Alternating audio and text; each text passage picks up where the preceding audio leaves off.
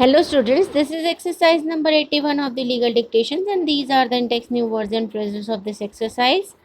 Fardhe bayan, hostile, unmindful, neglectful, unlawful, absconders, inexplicably, sketchy, additionally, curiously, stereotype, unsatisfactory, framing, criminal, trial court, turned, corrected, coupled, corrective, host. This is the exercise number 81 of the legal dictations on the speed of 80 words per minute for 10 minutes. Start. According to the prosecution, in view of old enmity and unlawful assembly carrying firearms caused the death of PW4's uncle.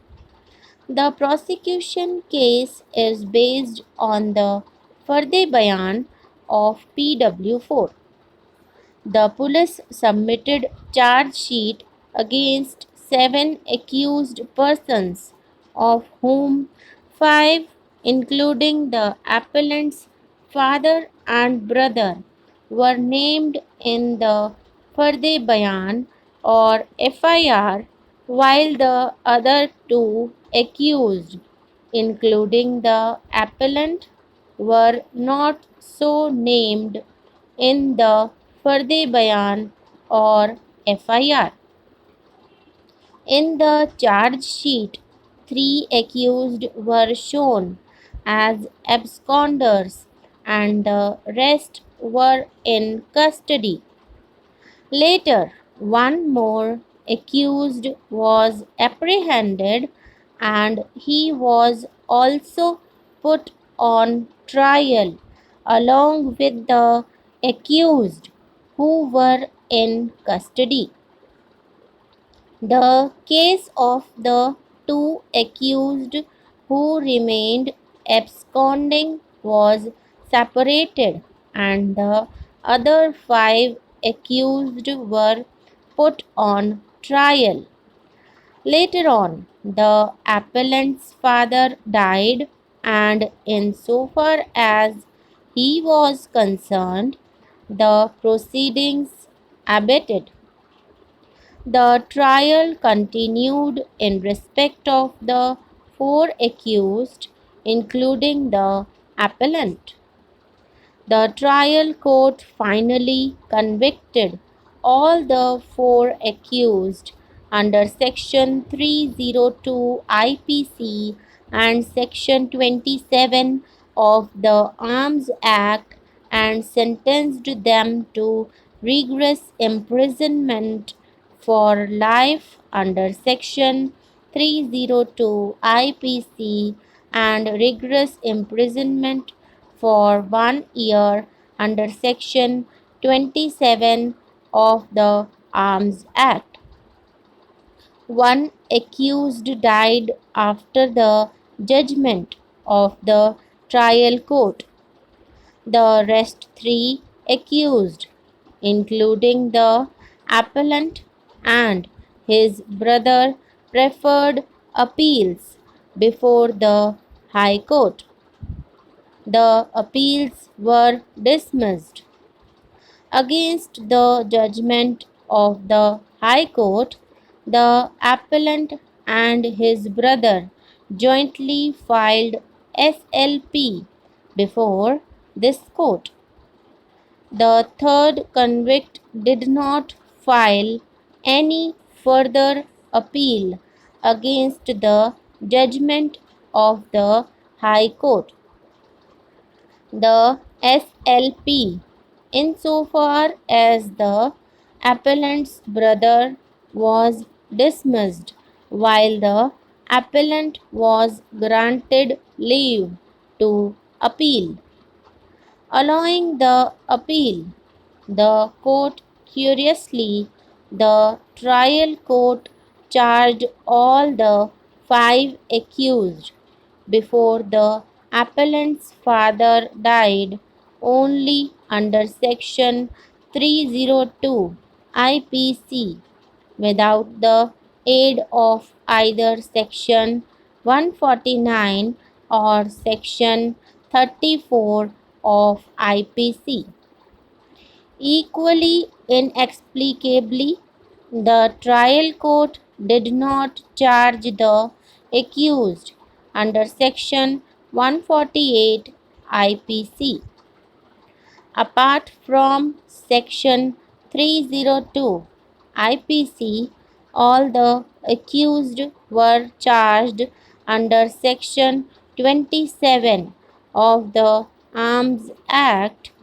One accused was additionally charged under Section 379 of the Indian Penal Code for taking away the rifle of the deceased. The charge framed by the trial court was highly flawed. The appellant was examined by the court under Section 313 CRPC. This examination too is highly unsatisfactory and sketchy. This is not an isolated case, but it is almost a stereotype.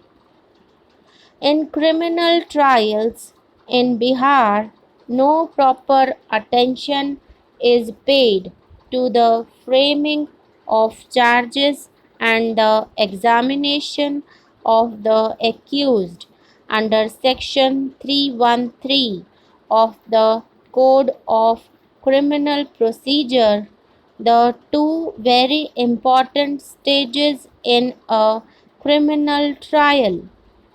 The framing of the charge and the examination of the accused are mostly done in the most unmindful and mechanical manner.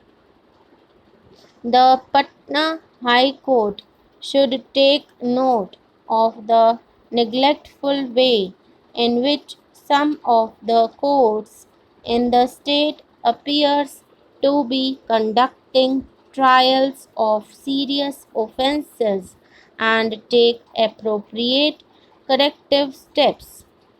In any event, in the instant case, there is no reason to go into that technical aspect of the matter since the appellant has a good case on merit as well.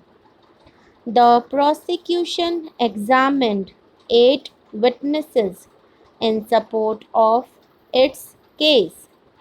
PWs 1 and 2 stated that they did not know anything about the occurrence and they had not given any statement before the police.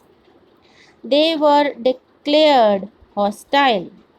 PW3, who was the brother in law of the deceased and who was not only present at the time of recording of the Farde Bayan but had also signed it as a witness, also turned hostile.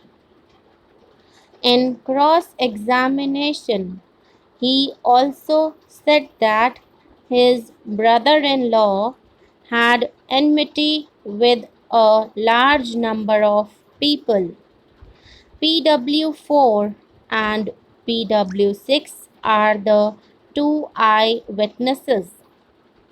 PW5 did not claim to have witnessed the actual occurrence but said that on the date of occurrence at about 2:30 in the afternoon he heard the report of the gunshots and saw some of the accused fleeing away with rifles.